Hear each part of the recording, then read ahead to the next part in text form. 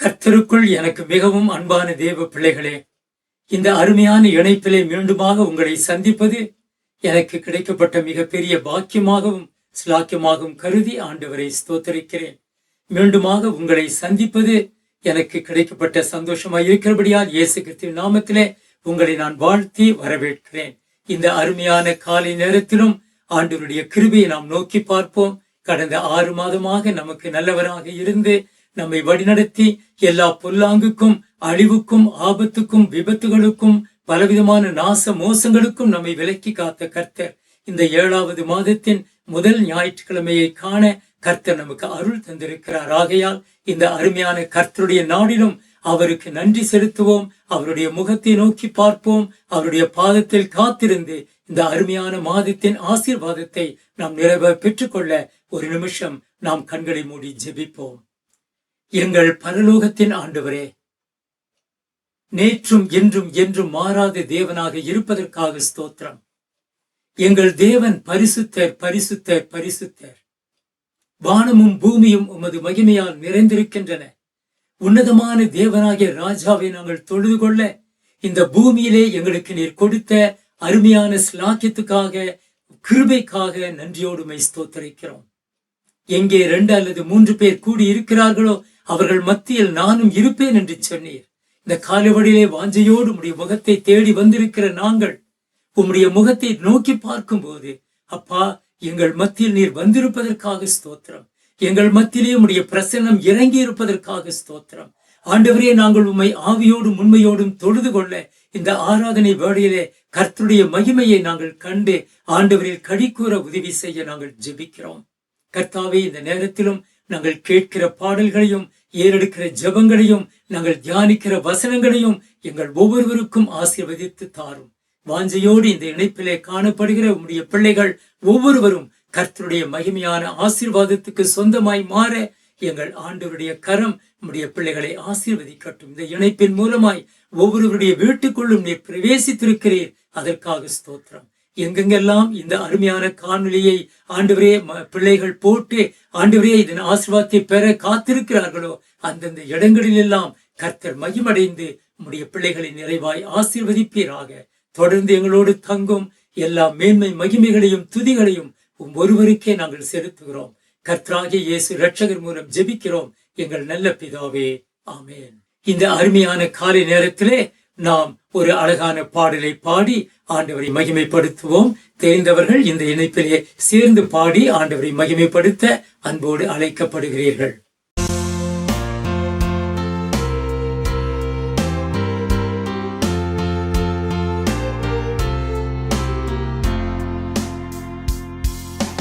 Say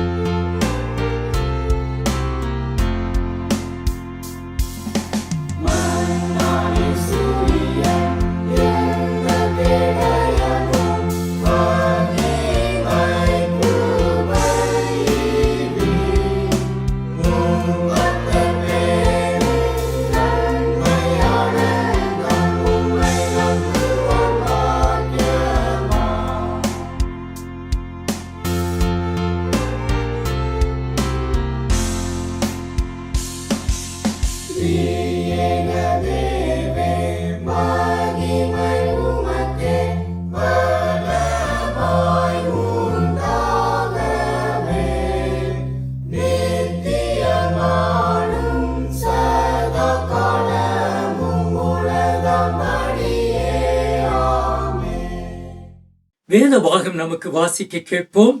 இந்த நாளில் நமக்கு கொடுக்கப்பட்ட வேத பாகம் எரேமியா தீர்க்கதரிசியின் புஸ்தகம் 20வது அதிகாரம் 7வது வசனம் முதல் 13வது வசனம் வரைக்குமாக சில வசனங்களை நாம் வாசிக்க கேட்போம். வாசிக்கும்படியாக தெரிந்து கொள்ளப்பட்ட வேத பாடம் எரேமியா தீர்க்கதரிசியின் புஸ்தகம் 20ஆம் அதிகாரம் வசனங்கள் 7 முதல் 13 வரை. கர்த்தாவே, என்னை இணங்க பண்ணினீர், நான் இணங்கினேன். நீர் என்னிலும் பலத்தவராயிருந்து என்னை மேற்கொண்டீர். நாள்தோறும் நகைப்புக்கு இடமானேன். எல்லாரும் என்னை பரிகாசம் பண்ணுகிறார்கள். நான் பேசினது முதற்கொண்டு கதறுகிறேன். கொடுமை என்றும் பால் கடிப்பென்றும் சத்தமிட்டு கூறுகிறேன். நான் கூறின கர்த்தருடைய வார்த்தை நாள்தோறும் எனக்கு நிந்தையும் பரிகாசமுமாயிற்று.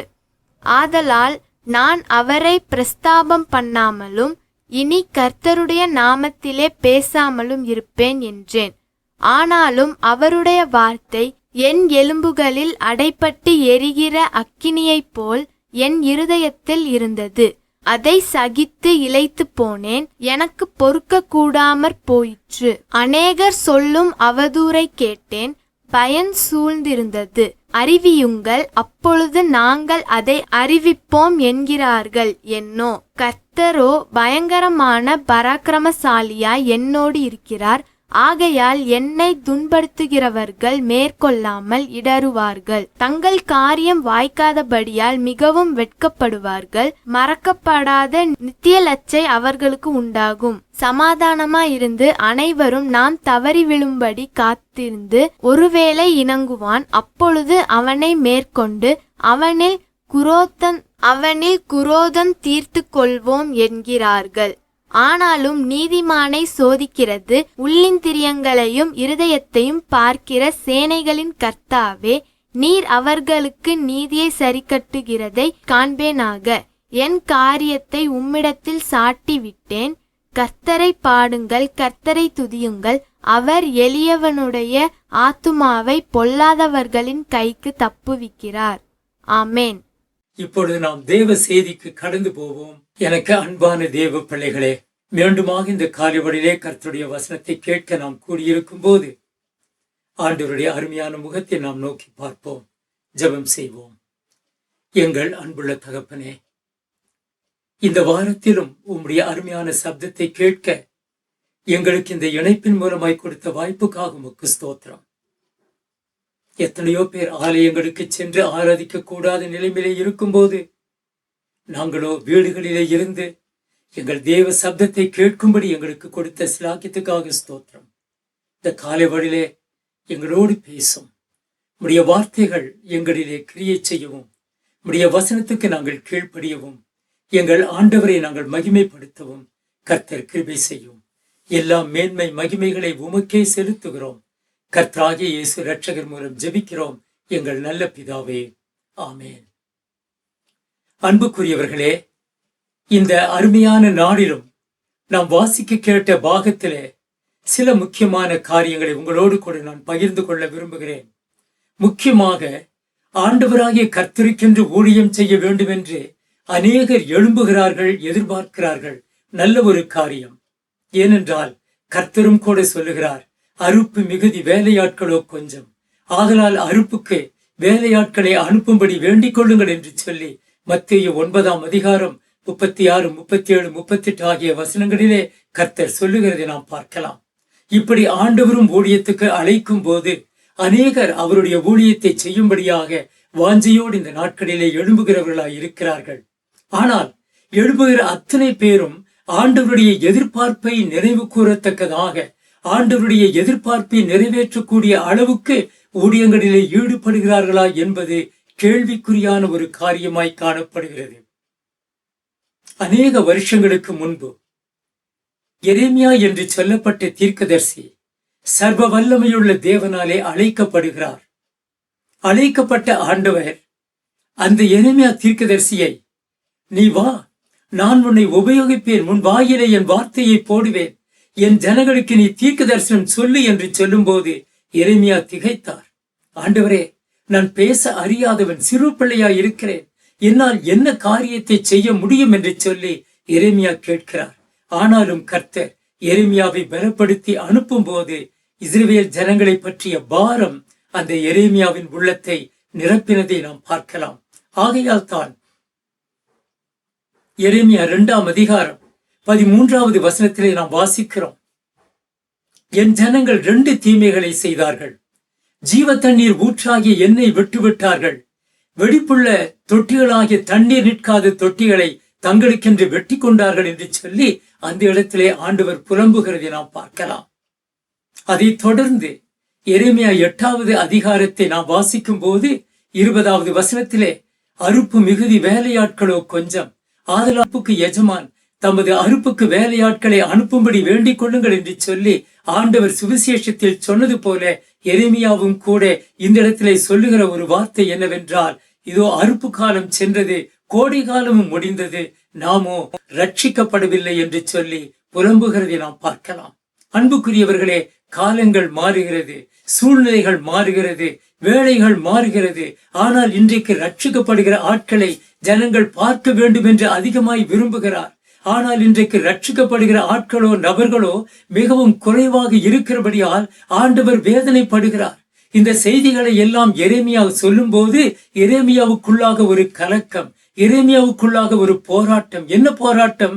என் ஜனங்கள் இன்னும் என் ஆண்டவரை அறியவில்லையே, என் ஜனங்கள் இன்னும் என் ஆண்டவரை ஏற்றுக்கொள்ளவில்லையே, என் ஆண்டவருடைய தாகத்தை தீர்க்கவில்லையே, ஆகையால் ஆண்டவரை குறித்து நான் என்ன செய்ய முடியும் என்று சொல்லி எரேமியா புலம்புகிறதை நாம் பார்க்கலாம். எரேமியா 9வது அதிகாரம் 1ஆம் வசனத்தை நீங்கள் வாசித்து பாருங்கள். என் தலை தண்ணீரும் என் கண்கள் கண்ணீர் ஊற்றுமானால் நலமாயிருக்கும், கொலையுண்ணை என் ஜனங்களுக்காக இரவும் பகலும் நான் அழுவேன் என்று சொல்லி அவர் கண்ணீரோடு தன்னுடைய ஊழியத்தை செய்கிறதை நாம் பார்க்கலாம். ஆனால் அவருடைய ஊழியம் கண்ணீரோடும் பெருமூச்சுகளோடும் நிறைந்திருந்தது தவிர அவருக்கு கிடைக்கப்பட்ட காரியம் என்னவோ மிகவும் வெறுப்பான, வேதனையான, எதிர்மறையான காரியங்களையே அவர் சந்திக்க வேண்டியதாக இருந்தது. அதை தான் இந்த காலைவழியிலே உங்களோடு கூட நான் பகிர்ந்து கொள்ள விரும்புகிறேன். எரேமியா தீர்க்கதரிசியை பார்க்கும்போது அவருடைய அதிகாரங்கள் முழுவதும், அவருடைய புஸ்தகம் முழுவதும் கண்ணீரினாலே நிரப்பப்பட்ட ஒரு புஸ்தகமாய் காணப்படுகிறது. ஏனென்றால் அவர் ஒரு தீர்க்கதரிசியாக ஆண்டவராலே அழைக்கப்பட்டாலும் கண்ணீரோடும் வேதனையோடும் கர்த்தருடைய வசனங்களை கொடுக்க அவர் தன்னை முழுவதுமாய் ஒப்பு கொடுத்தாலும் கூட அந்த நாட்களிலே இருந்த அநேக ஜனங்கள், யூத தலைவர்கள், யூத பாரம்பரியத்திலே வந்த அநேக இஸ்ரவேல் தலைவர்கள் அவரை வேதனைப்படுத்தினார்கள், துக்கப்படுத்தினார்கள், துன்பப்படுத்தினார்கள். மிகவும் மோசமான நிலைமையிலே அவரை வழிநடத்தி மிகவும் கண்ணீரோடும் கவலையோடும் அவர் நாட்களை கடத்தி செல்லும்படியான சூழ்நிலையிலே அவரை பலவிதமான பாடுகளுக்குள்ளாக நடத்தினார்கள் என்று சொல்லி நாம் பார்க்கலாம். ஒரு சமயத்திலே அவர் வெறும் பாலும் தண்ணீர் இல்லாத கிணற்றிலே தள்ளப்பட்டார். ஒரு சமயத்திலே அதிகமான சேறு சகதிகள் நிறைந்த அந்த சேற்றிலே தள்ளப்பட்டார். அமிழ்ந்து அவர் சாகக்கூடிய ஒரு நிலைமையிலே அவர் காணப்படும் போது ஏதோ ஒரு சூழ்நிலை அவரை யாரோ ஒருவர் காப்பாற்றுகிறார்கள். சில சமயத்திலே அவர் கிணற்றிலே தள்ளப்படுகிறார். பலவிதமான இக்கட்டான நிலைமைகளிலே அவர் தள்ளப்படுகிறார், வேதனைப்படுகிறார், துன்பப்படுகிறார், அடிக்கப்படுகிறார், சிறைச்சாலையிலே தள்ளப்படுகிறார், இருட்டறையிலே அடைக்கப்பட்டு அவரை வேதனைப்படுத்துகிறார்கள். இடுக்கத்தின் அப்பத்தை கொடுத்து அவருக்கு சரியான பாதுகாப்பை கொடுக்காதபடிக்கு அவரை வருத்தி வாதித்து அவருடைய ஊழியத்தை தடை பண்ண அந்த நாட்களில் இருக்கிற தலைவர்கள் பிரயாசப்படுகிறார்கள். இப்படியாய் பலவிதமான கண்ணீரின் மத்தியிலும் வேதனைகள் மத்தியிலும் அவருடைய ஊழியம் கடந்து போகிறது. இப்பேற்பட்ட சூழ்நிலையிலே அவருடைய தாகமும் அவருடைய வாஞ்சையும் என்னவென்றால், என் ஜனங்கள் எப்படியாவது இந்த உண்மையான தேவனை, இந்த உண்மையான தெய்வத்தை, இந்த உண்மையான அன்புள்ள ஆண்டவரை அறிந்து கொள்ள மாட்டார்களா என்பதுதான் அவருடைய ஏக்கமாய் காணப்பட்டது. இப்படி இருக்க ஒரு சமயம் அவர் சொல்லுகிற ஒரு காரியம் ஆண்டவராகிய தேவனை, அவருடைய அன்பை பிரதிபலிக்க கூடியதாய் இருக்கிறது. எரேமியா 31ஆம் அதிகாரம் 3வது வசனத்தை நீங்கள் வாசித்து பார்ப்பீர்கள் என்றால், கர்த்தருடைய இருதயத்தின் வேகமும் அவருடைய இருதயத்தின் பாசமும் அந்த வசனத்திலே வெளிப்படுகிறதை நாம் பார்க்கலாம். என்ன சொல்லுகிறார்? அநாதி சிநேகத்தால் உன்னை சிநேகித்தேன், ஆதலால் காருண்யத்தால் உன்னை எடுத்துக் கொள்ளுவேன். அன்புக்குரியவர்களே, ஒருவேளை நம்முடைய வாழ்க்கையில நாம் எவ்வளவு தான் ஊழியர்களுக்கு விரோதமாய் அல்லது கர்த்தருக்கு விரோதமாய் நம் காரியங்களை செய்து அவருக்கு விரோதமாய் எழும்பி நின்று பலவிதமான பகையான, துக்கமான, துரோகமான காரியங்களை செய்தாலும் நம்முடைய தேவன் தம்முடைய அன்பில் மாறுவதுமில்லை, நம்மை நேசிப்பதில் அவர் பின்வாங்குவதுமில்லை. என்ன இருந்தாலும் என்னுடைய பிள்ளைகள் தானே, என்னுடைய பிள்ளைகளை நான் மன்னித்து அவர்களை என் சொந்தமாக நான் ஏற்றுக்கொள்வேன் என்பதுதான் ஆண்டவருடைய அருமையான தீர்மானமாய் இருக்கிறது. ஆகையால் தான் இதே எரேமியா தன்னுடைய புலம்பலிலே அவர் சொல்லுகிற காரியம் 3வது அதிகாரத்தின் 21, 22 ஆகிய வசனங்களை நீங்கள் வாசித்து பாருங்கள். நாம் நிர்மூலமாகாதிருப்பது கர்த்தருடைய கிருபையே, அவருடைய இரக்கங்களுக்கு முடிவில்லை. அன்புக்குரியவர்களே, இந்த பயங்கரமான நாட்களிலே நாம் யோகியமானவர்கள் அல்ல, நாம் நேர்மையானவர்கள் அல்ல, நாம் உண்மையானவர்கள் அல்ல. அநேக சமயத்திலே கர்த்தருக்கு விரோதமாய் பலவிதமான துயரங்களையும் பாவங்களையும் செய்திருக்கிறோம். ஆனாலும் கூட ஏனோ ஆண்டவருடைய அன்பு நம்மை காக்கக்கூடியதாய் இருக்கிறது. அவர் நம்மை விசாரிக்கிறபடியால் நாம் இன்றைக்கும் பிழைத்திருக்கிறோம். அவருடைய இரக்கம் நம்மை தாங்குகிறபடியால் நாம் நிர்மூலமாகாதபடிக்கு அவருடைய அன்பினாலே நாம் காக்கப்பட்டு வழிநடத்தப்பட்டு வருகிறோமே. அவருடைய இரக்கங்களுக்கு முடிவில்லை என்று சொல்லி ஆண்டவருக்கு நன்றி செலுத்த முடியுமா? ஆண்டவரை நன்றியான உள்ளத்தோடு பார்க்க முடியுமா? ஒரு சமயத்திலே ஆண்டவராகிய இயேசு கிறிஸ்து உலகத்திலே இருக்கும்போது நடந்த ஒரு சம்பவத்தை லூக்கா தன்னுடைய புஸ்தகத்திலே பதிவு செய்து வைத்திருக்கிறார். 9வது அதிகாரம் 57வது வசனம் முதல் நீங்கள் வாசிப்பீர்கள் என்றால், ஒருவன் ஓடி வந்து ஆண்டவரிடத்திலே சொல்லுகிறான், ஆண்டவரே, நீர் எங்கே சென்றாலும் உம்மை பின்பற்றுவேன் என்று சொல்லுகிறான். அதற்கு ஆண்டவர் கொடுத்த பதில், நரிகளுக்கு குழிகளும் ஆகாயத்து பறவைகளுக்கு கூடுகளும் உண்டு, ஆனால் மனித குமாரனுக்கோ தலை சாய்க்க இடமில்லை. அர்த்தம் என்ன? இன்றைக்கு நீ என்னை பின்பற்ற வேண்டும் என்று சொல்லுகிறாய், எனக்கு ஊழியம் செய்ய வருகிறேன் என்று சொல்லுகிறாய். ஆனால் இந்த உலகத்திலே எனக்கென்று எந்த சொந்தமான இடமும் இல்லை, எனக்கு சொந்தமான சொத்தும் இல்லை, ஆஸ்தியும் இல்லை. இவைகளையெல்லாம் துறந்த ஒரு நிலைமையிலே நான் ஊழியம் செய்து தலை சாய்க்கு இடமில்லாத ஒரு நிலைமையிலே என் வாழ்க்கை போய்கொண்டிருக்கும் போது நீ என்னை உண்மையாய் பின்பற்றுவாயோ என்று சொல்லி கேட்பது போல அந்த இடத்திலே அந்த கேள்விக்குறி காணப்படுகிறது. வேறொருவனை பார்த்து கர்த்தர் அழைக்கிறார், நீ என்னை பின்பற்றுவாய் என்று சொல்லி.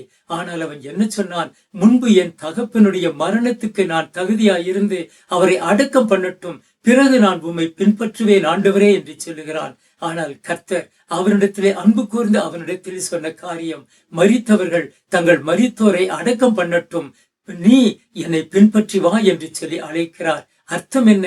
இந்த உலகத்திலே நமக்கென்று எந்த ஒரு சொந்தத்தையும் உரிமை கொண்டாட முடியாது, உரிமையோடு நாம் வாழ முடியாது. ஏனென்றால் கர்த்தர் தன்னுடைய சுவிசேஷத்திலே சொல்லுகிறார், எவனாவது தன்னுடைய பெற்றோரையும் தன்னுடைய மனைவியையும் தன்னுடைய பிள்ளைகளையும் தன்னுடைய சொந்தங்களையும் உற்றாரையும் உறவினையும் விட்டு என்னை பின்பற்றுகிறானோ அவனுக்கு பரலோகத்திலே 100 பலன் இருக்கும் என்று சொல்லி நித்திய ஜீவனை பெற்றுக்கொள்ளுவான் என்று சொல்லி ஆண்டவர் வாக்குத்தத்தம் பண்ணி இருக்கிறார். ஆகையால் இந்த உலகத்திலே நமக்கென்று ஆஸ்தியும் சேவிக்க அல்லது சேமிக்க கர்த்தர் நமக்கு அனுமதி கொடுப்பதும் இல்லை. நமக்கென்று சொந்தங்களை உருவாக்கி கொண்டு அந்த உறவுகளிலே நாம் நம்மை காத்துக்கொள்ள வேண்டும் என்றும் கர்த்தர் எதிர்பார்ப்பதில்லை. காரணம் என்னவென்றால் நம்முடைய உறவும் நம்முடைய எதிர்பார்ப்பும் நம்முடைய எல்லா காரியமும் நித்தியத்தை பற்றினதா இருக்க வேண்டும் என்பதுதான் கர்த்தருடைய எதிர்பார்ப்பும் ஆவலுமாய் காணப்படுகிறது. மட்டுமல்ல, வேறொருவனும் கூட ஆண்டவரை நோக்கி நான் உண்மை பின்பற்றுவேன் ஆண்டவரே, ஆனால் முதலாவது என் வீட்டுக்கு சென்று என்னை அனுப்புகிறவர்களிடத்திலே அனுப்பவித்துக் கொண்டு வரும்படியாக எனக்கு உதவி தாரும், உத்தரவு தாரும் என்று சொல்லி கேட்கிறான். கர்த்தர் சொன்னார், கலப்பையின் மேல் தன் கையை வைத்து பின்னிட்டு பார்க்கிற எவனும் தேவனுடைய ராஜ்யத்துக்கு தகுதியானவன் அல்ல. அன்புக்குரியவர்களே, இந்த நாட்களிலே அநேகருடைய வாழ்க்கை என்ன? கலப்பையின் மேல் தன் கையை வைத்து விட்டார்கள். நான் ஆண்டவருக்கு ஊழியம் செய்வேன் என்று சொல்லி ஒப்பு கொடுத்தார்கள். ஆனால் வேறொருவர் அந்த கலப்பையை நடத்த வேண்டும், வேறொருவர் அந்த நிலத்தை உழ வேண்டும், வேறொருவர் மூலமாக அந்த நிலம் பழுதுபார்க்கப்பட்டு அந்த இடத்திலே விளைச்சல்கள் பட்டு நான் அதனுடைய பலனை மட்டும் அனுபவிப்பேன் என்பதை சொல்லுவதுதான் இன்றைக்கு அநேகருடைய ஊழியக்காரருடைய எண்ணமாய் காணப்படுகிறது. அதாவது இன்றைக்கு அநேக ஊழியர்கள் மகிழ்ச்சியோடும் சந்தோஷத்தோடும் என் ஜனங்களை துக்கப்படுத்தக் கூடாது, என் ஜனங்களை அளவைக்க கூடாது, என் ஜனங்களை வருத்தப்படுத்த கூடாது, என் ஜனங்களுக்கு சோகத்தை கொடுக்க கூடாது, அவர்கள் அவர்களை எப்பொழுதும் சந்தோஷமாய் வைத்திருக்க வேண்டும் என்று சொல்லி இன்றைக்கு எத்தனை ஆலயங்களிலே ஆடல்களும் பாடல்களும் மிகுதியாய் காணப்படுகிறது. அன்புக்குரியவர்களே, இன்றைக்கு சுகமாக்கும் வரங்களும் அற்புதங்களை செய்யும் வரங்களும் ஊழியர்கள் மத்தியிலே எந்த விதமான குறைவும் இல்லை. அநேகர் குறி சொல்லுகிறது போல பில்லி சூனிய கட்டுகளுக்கும் இன்னும் பிசாசின் கட்டுகளுக்கும் நான் உதவி செய்கிறேன், என்னிடத்திலே வாருங்கள் என்று சொல்லி மந்திரவாதிகளைப் போல அழைக்கிற ஊழியர்கள் இன்றைக்கு உலகத்திலே மலிந்தும் விட்டார்கள். ஆனால் இதன் மத்தியிலே கர்த்தர் சொல்லுகிற காரியம் என்ன? எனக்கென்று அழக்கூடிய எரேமியாக்கள் எங்கே, எனக்கென்று கதறக்கூடிய தேவ பிள்ளைகள் எங்கே என்று சொல்லி ஆண்டவர் எதிர்பார்க்கிறார். அன்புக்குரியவர்களே, இன்றைக்கு தேவ வசனமாய் இருக்கட்டும், தேவ ஊழியமாய் இருக்கட்டும், தேவ செய்தியாய் இருக்கட்டும், கல்வாரியின் அன்பை பற்றியும் ஆண்டவராகிய இயேசு கிறிஸ்துவின் மரணத்தை பற்றியும் சொல்லக்கூடாத எந்த ஒரு செய்தியிலும் தேவன் ஆசீர்வாதத்தை கொடுப்பதே இல்லை. ஏனென்றால் இன்றைக்கு ஒரு பாவி மனம் திரும்ப வேண்டும் என்பதுதான் தேவனுடைய சித்தம். இன்றைக்கு எத்தனையோ ஊழியங்களை செய்து கொண்டிருக்கிற நம்முடைய வாழ்க்கையிலே ஒரு பாவி மனம் திரும்புகிறார்கள் என்று சொல்லுகிற ஒரு நிச்சயம் இருக்குமா? இன்றைக்கு எத்தனையோ பேர் களியாட்டுகளின் மத்தியிலே ஊழியங்களை மகிழ்ச்சியோடு சிரித்து செயல்பட்டு கொண்டு போகிறார்கள். ஆனால் இன்றைக்கு பாவத்திற்காக அழுது கண்ணீர் வடித்து தேவனோடு ஒப்புரவாக்கும் உள்ளங்களை ஆண்டவர் அதிகமாக எதிர்பார்க்கிறார். இன்றைக்கு ஒருவேளை பவுல் அப்போஸ்தலனுடைய காலங்களிலே 1 கொரிந்தியர் 12வது அதிகாரத்தின் இறுதி வசனங்களிலே ஒரு பட்டியலை அவர் கொடுக்கிறார். என்ன சொல்லுகிறார்? அந்த இடத்திலே கர்த்தர் தம்முடைய ஊழியர்களை வித்தியாசமான ஒரு சூழ்நிலையை அழைக்கிறார். சிலரை அப்போஸ்தலராகவும், சிலரை போதகராகவும், சிலரை தீர்க்கதரிசிகளாகவும், சிலரை வியாக்கியானம் பண்ணுகிறவர்களாகவும், சிலரை பிரசங்கம் பண்ணுகிறவர்களாகவும், சிலரை பலவிதங்களிலே அழைத்தும் அற்புதங்களை செய்கிறவர்களாகவும், பலரை பலவிதமான சூழ்நிலைகளை அழைத்தும் இருக்கிறார் என்று சொல்லி அவரை குறித்து பார்க்கிறோம். ஆனால் இவர்கள் எல்லாரும் தங்களுடைய ஊழியத்திலே உண்மையாய் கர்த்தரை பின்பற்றினவர்கள், தங்களுடைய ஊழியத்திலே ஆண்டவரை நேசித்தவர்கள், அப்படி இருக்க வேண்டும் என்று விசுவாசிக்கிறவர்கள். ஏனென்றால் பவுலுடைய வாழ்க்கையிலே அவர் தன்னை ஆண்டவருக்கு முழுவதுமாய் ஒப்பு கொடுத்தபடியால் அவர் சந்தித்த வேதனைகள், அவர் சந்தித்த துயரங்கள், அவர் சந்தித்த போராட்டங்கள் கொஞ்ச நஞ்சமல்ல. அடிக்கடி தன்னுடைய நிருபங்களிலே அவைகளை ஆங்காங்கே குறிப்பிட்டு கொண்டே போகிறார். காரணம் என்ன? அதை வாசிக்கிற தேவ பிள்ளைகள், அதை வாசிக்கிற சபையின் விசுவாசிகள் தங்களுக்குள்ளாக ஆண்டவருக்குள் பலப்படுத்திக் கொள்ள வேண்டும், விசுவாசத்தில் உறுதியாய் நிற்க வேண்டும் என்பதுதான் பவுலுடைய எதிர்பார்ப்பாய் இருக்கிறது. பவுலோடு ஊழியம் செய்து லூக்காவாய் இருக்கட்டும், தீமோத்தேயுவாய் இருக்கட்டும், தீத்துவாய் இருக்கட்டும், ஆக்கிலா பிரிசிலாவாய் இருக்கட்டும், சீலாவாய் இருக்கட்டும், எந்த ஊழியர்களாய் இருக்கட்டும், அவர்கள் வாழ்க்கையிலும் பாடுகளும் துக்கங்களும் வேதனைகளும் கடந்து சென்றது. காரணம் என்ன? சுவிசேஷம். சுவிசேஷத்துக்காக அவர்கள் பிரசங்கித்து ஆண்டவரை மகிமைப்படுத்தும் போது போராட்டத்தை சந்திக்காமல் இருந்ததே இல்லை. அன்புக்குரியவர்களே, ஒருவேளை இந்த அருமையான நாட்களிலே எத்தனையோ மிஷனரிமார் ஆரம்ப நாட்களிலே இந்திய தேசத்துக்கு வந்து சுவிசேஷத்தை சொன்னபடியால் தான் இன்றைக்கு நம்மில் அநேகர் கிறிஸ்தவர்களாக இருக்கிறோம். அநேக கிறிஸ்தவ தேவ ஆலயங்களும் உருவாக்கி இருக்கிறது. ஆனால் அவருடைய சரித்திரத்தை பார்க்கும் போது துன்பம் இல்லாமல், கண்ணீர் இல்லாமல், தனிமை இல்லாமல், வேதனை இல்லாமல், பாடுகள் இல்லாமல் அவர்கள் கிறிஸ்துவை இந்த இடத்தில் பிரசங்கிக்கவே இல்லை. அவர்கள் ஒவ்வொருவருடைய வாழ்க்கையும் இந்திய மண்ணிலே கசைக்கு பிழியப்பட்டதாய் காணப்பட்டது. அநேக இந்திய மண்ணிலே இரத்த சாட்சிகளாக மரிக்கவும் செய்தார்கள் என்று சொல்லி சரித்திரத்தை குறித்து நாம் பார்க்கலாம். இப்படிப்பட்ட ஒரு சூழ்நிலையிலே இன்றைக்கு அநேக தேவ பிள்ளைகள் எழும்ப வேண்டும் என்பதுதான் கர்த்தர் எதிர்பார்க்கிற ஒரு காரியமாய் காணப்படுகிறது. இப்படி உண்மையாய் எழும்புகிறவர்களை குறித்து எபிரேயருக்கு நிருபத்திலே ஆக்கியோன் ஒரு பட்டியலை கொடுக்கிறார். என்ன சொல்கிறார்? 11ஆம் அதிகாரத்தின் இறுதி வசனங்களை நான் வாசிக்கிறேன். இந்த இடத்திலே 36வது வசனம், எபிரேயர் 11:36, வேறு சிலர் நிந்தைகளையும் அடிகளையும் கட்டுகளையும் காவலையும் அனுபவித்தார்கள், கல்லறியுண்டார்கள், வாளால் அறுப்புண்டார்கள், பரீட்சை பார்க்கப்பட்டார்கள், பட்டயத்தாலே வெட்டப்பட்டு மரித்தார்கள், செம்மறியாட்டு தோள்களையும் வெள்ளாட்டு தோள்களையும் போர்த்து கொண்டு திரிந்து குறைவையும் உபத்திரவத்தையும் துன்பத்தையும் அனுபவித்தார்கள். உலகம் அவர்களுக்கு பாத்திரமாய் இருக்கவில்லை என்று சொல்லியும் அவர்கள் வனாந்திரத்திலேயும் மலைகளிலேயும் குகைகளிலேயும் பூமியின் வெடிப்புகளிலேயும் சிதறுண்டு அலைந்தார்கள் என்றும் அவர்களை குறித்து பட்டியல் போட்டு ஆக்கியோன் இந்த இடத்திலே குறிப்பிடுகிறார். ஆனால் இப்படி ஆண்டவருக்காக சுவிசேஷத்துக்காக அர்ப்பணித்தவர்களுடைய வாழ்க்கையின் முடிவு என்ன என்பதை அடுத்த வசனத்திலே அவர் சொல்லுகிறார். பாருங்கள், 39வது வசனம்.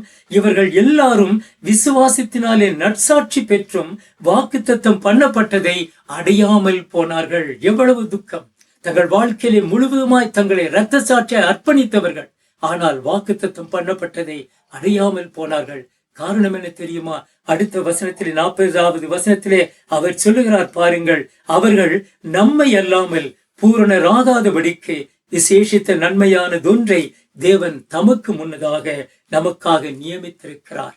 நம் மூலமாக அவர்கள் பூரணம் அடைய வேண்டும். அவர்கள் பாதையிலே நாம் நம்மை அர்ப்பணம் செய்து ஊழியம் செய்து அவருக்கென்று நம்மை தியாகம் செய்து நம்முடைய வாழ்க்கையிலே பாடுகளை சந்தித்து கர்த்தரை மகிமைப்படுத்தும் போது அப்பொழுது அவர்களுடைய பரிபூரணம் நம்முடைய வாழ்க்கையின் மூலமாய் நிறைவு பெற்று அவர்களும் மகிழ்ச்சிக்குள் கடந்து செல்ல முடியும். நாமும் நித்திய ஜீவ மகிழ்ச்சியை அடைய முடியும் என்பதுதான் அதனுடைய ரகசியமாய் காணப்படுகிறது.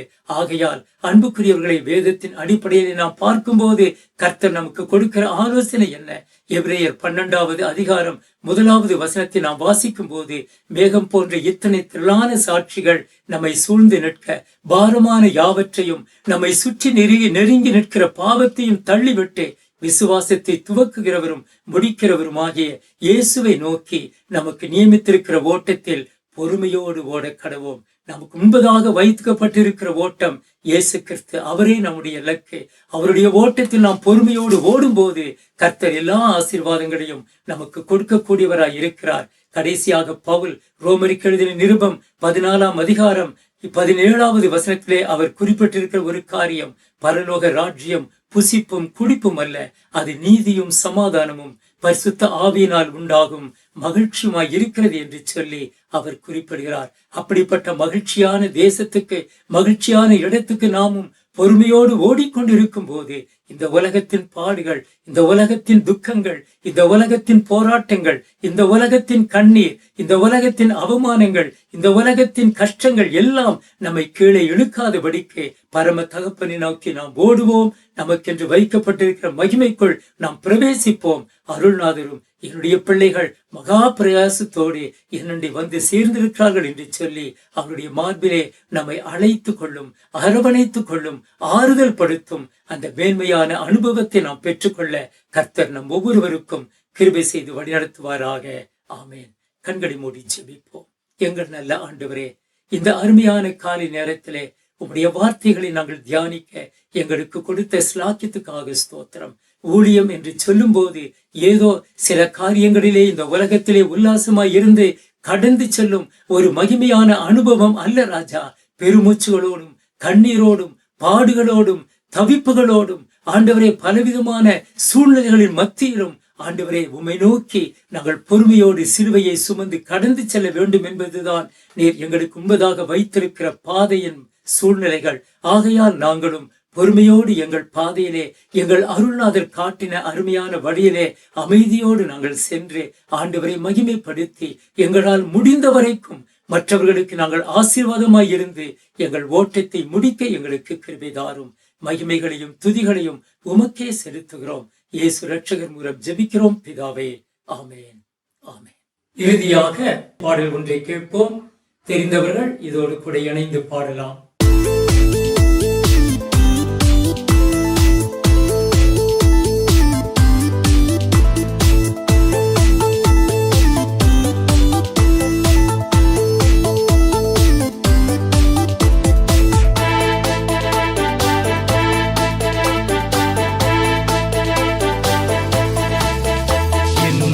சுற்றிலும் தூதர் கூட்டம் வேண்டும் தெய்வமே, என் வீட்டை சுற்றிலும்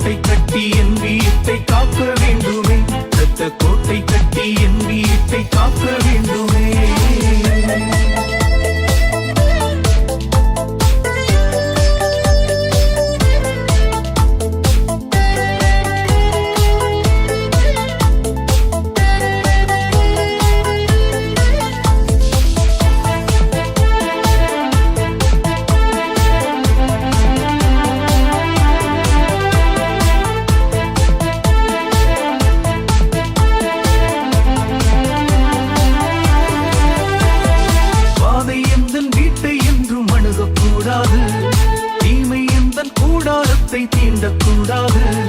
வாதை எந்தன் வீட்டை என்றும் அணுகக்கூடாது. தீமை எந்தன் கூடாரத்தை தீண்டக்கூடாது. சாத்தானின் தொந்தரவும் இருக்கக்கூடாது. சாத்தானின் தொந்தரவும் இருக்கக்கூடாது. யெகோவா சபையோ, யெகோவா சபையோ, யெகோவா சபையோ, யெகோவா சபையோ, யெகோவா சபையோ, யெகோவா சபையோ, யெகோவா சபையோ, யெகோவா சபையோ. என் வீட்டை சுற்றிலும் தூதர் கூட்டம் வேண்டும் தெய்வமே. என் வீட்டை சுற்றிலும் தூதர் கூட்டம் வேண்டும் தெய்வமே. இரத்த கோட்டை கட்டி என் வீட்டை காக்க வேண்டுமே. இரத்த கோட்டை கட்டி என் வீட்டை காக்க வேண்டுமே.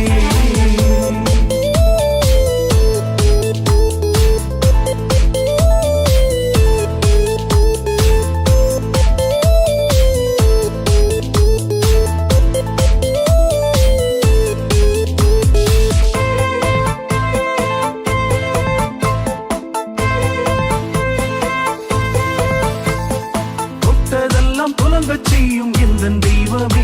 நான் எடுக்கின்ற முயற்சியில் ஜெயம் தாருமே. தொட்டதெல்லாம் புலங்கச் செய்யும் எந்தன் தெய்வமே. நான் எடுக்கின்ற முயற்சியில் ஜெயம் தாருமே. வெற்றியின் பாதையில் நடத்திடுமே. வெற்றியின் பாதையில் நடத்திடுமே. யெகோவா நிசியே, யெகோவா நிசியே, யெகோவா நிசியே, யெகோவா நிசியே, யெகோவா நிசியே, யெகோவா நிசியே, யெகோவா நிசியே, யெகோவா நிசியே. என் வீட்டை சுற்றிலும் தூதர் கூட்டம் வேண்டும் தெய்வமே. என் வீட்டை சுற்றிலும் தூதர் கூட்டம் வேண்டும் தெய்வமே. இரத்த கோட்டை கட்டி என் வீட்டை காக்க வேண்டுமே. இரத்த கோட்டை கட்டி என் வீட்டை காக்க வேண்டுமே.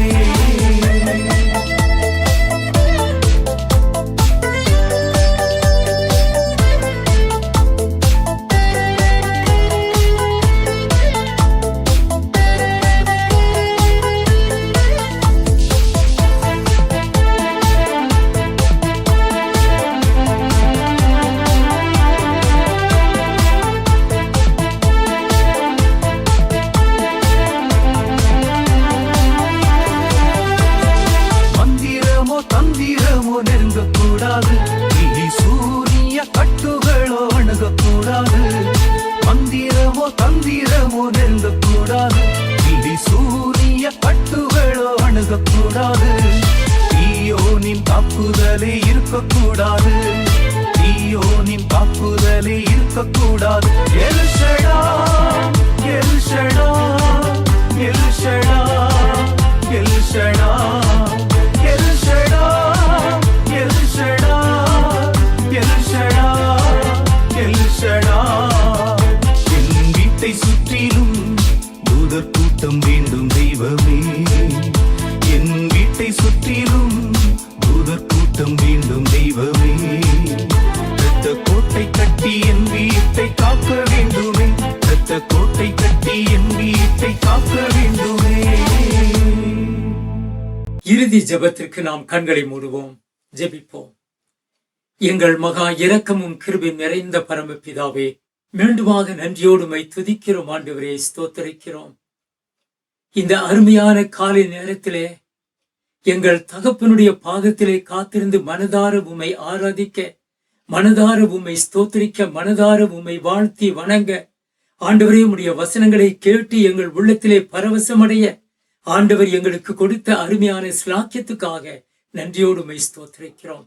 ஆலயத்துக்கு போக முடியவில்லையே, எத்தனையோ நாட்கள் ஆலயம் பூட்டப்பட்டிருக்கிறதே, எப்பொழுது ஆண்டவரே ஆலயத்தை திறக்கப் போகிறீர் என்று சொல்லி எங்கள் இருதயம் எங்களுக்குள்ளாக ஏக்கத்தோடு காணப்படும் போது ஆண்டவரே இந்த அருமையான இணைப்பின் மூலம் தேவ செய்தியை கேட்க எங்களுக்கு நல்ல வாய்ப்பை தந்தீரே, அதற்காக உமக்கு ஸ்தோத்திரம்.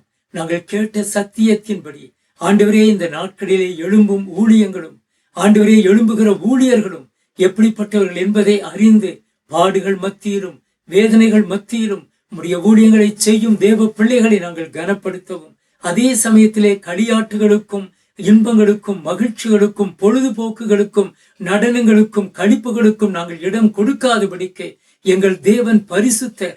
ஆகையால் நாங்களும் பரிசுத்தமாய் தெய்வ பயத்தோடு அவரை தொழுது கொள்ள வேண்டும் என்ற ஒரு பக்தி எங்களுக்கு நீர் அளிக்க நாங்கள் ஜெபிக்கிறோம். இதோ நீங்கள் பயத்தோடும் ஜாக்கிரதையோடும் உங்கள் ரட்சிப்பு நிறைவேற பிரயாசப்படுங்கள் என்று சொல்லி ரோமருக்கு எழுதிய நிருபத்திலே பவுல் எழுதிவிட்டாரே ராஜா. ஆகையால் எங்களுடைய ரட்சிப்பு நிறைவேற நாங்கள் பயத்தோடும் நடுக்கத்தோடும் நாங்கள் ஜாக்கிரதையாய் எங்களை விசுவாசத்தை காத்துக்கொள்ள கர்த்தர் எங்களுக்கு கிருபை செய்ய நாங்கள் ஜெபிக்கிறோம். தகப்பனே, நாங்கள் உமக்கு ஊழியம் செய்ய நீர் எங்களை தெரிந்து கொள்வீர் என்றால் ஆண்டவரே, எந்த போராட்டங்கள் மத்தியிலும் நாங்கள் பின்வாங்காதபடிக்கு, எந்த போராட்டங்களை நாங்கள் சந்திக்க வேண்டியதாய் இருந்தாலும் நாங்கள் அல்ல, எங்களோடு கூட எங்களுக்கு துணையாய் வருகிற எங்கள் ஆண்டவர் இயேசு கிறிஸ்து தான் அதை தாங்கி எங்களுக்கு விடுதலையை தருகிறவர் என்பதை நாங்கள் அறிந்து கொள்ள கர்த்தர் எங்களுக்கு கிருபை செய்ய நாங்கள் ஜெபிக்கிறோம். ஆண்டவரே, எல்லா பாடுகள் மத்தியிலும் போராட்டங்கள் மத்தியிலும் ஆண்டவரே, நாங்கள் கர்த்தராகிய ராஜாவை கனம் பண்ணி அவருக்குள் கடி கூற, அவரை மேன்மைப்படுத்த, எங்கள் ராஜாவில் கடி கூறுங்கள் என்று சொல்லி அவருக்கே கனத்தை செலுத்த ஆண்டவர் எங்களுக்கு கிருபை செய்ய நாங்கள் ஜெபிக்கிறோம். இந்த அருமையான காலை நேரத்திலே எங்களோடு பேசினுடைய வார்த்தைகளுக்காக ஸ்தோத்திரம். தொடர்ந்து உடைய வார்த்தையில் நாங்கள் நிலைத்திருந்து, முக்கியமாக இந்த 7வது மாதத்தின் ஆரம்ப நாளிலேயும் எங்கள் ஆண்டவரோடு நாங்கள் இந்த மாதத்தை ஆரம்பித்திருக்கும் போது இந்த மாதம் முழுவதும் கர்த்தருடைய அருமையான கரம் எங்களை வழிநடத்தவும், இந்த மாதத்தில் நீர் எங்களுக்கு முன்பதாக வைத்திருக்கிற எல்லா ஆசீர்வாதங்களையும் சொந்தமாக்கிக் கொள்ள உதவித்தாரும். முக்கியமாக இந்த இணைப்பிலே உம்முடைய அருமையான ஆசீர்வாதத்தை பெற்றுக்கொள்ளும் அருமையான உம்முடைய பிள்ளைகளுடைய எல்லா காரியங்களிலேயும் ஆசீர்வாதங்களை தந்து அருமையான தேவ பிள்ளைகள் நித்தியத்துக்கென்று தங்கள் வாழ்க்கையை அர்ப்பணம் செய்து ஆண்டவரை கனம் பண்ண உதவி செய்யும். எந்த வீட்டிலாவது வியாதியோடு, வேதனையோடு, துயரத்தோடு, துக்கத்தோடு எங்கள் பாரங்கள் நீங்க ஆண்டவரே எங்களுக்கு உதவி செய்யும் என்று சொல்லி கண்ணீரோடு காத்திருக்கிற உடைய பிள்ளைகளை ஆண்டவரே உடைய மலர் கரங்களால் அரவணைத்து அவர்கள் வியாதியின் கொடூரத்தில் இருந்து அவர்களை விடுதலையாக்கி தெய்வீக சமாதானத்தால் அவர்களை நிரப்பும்.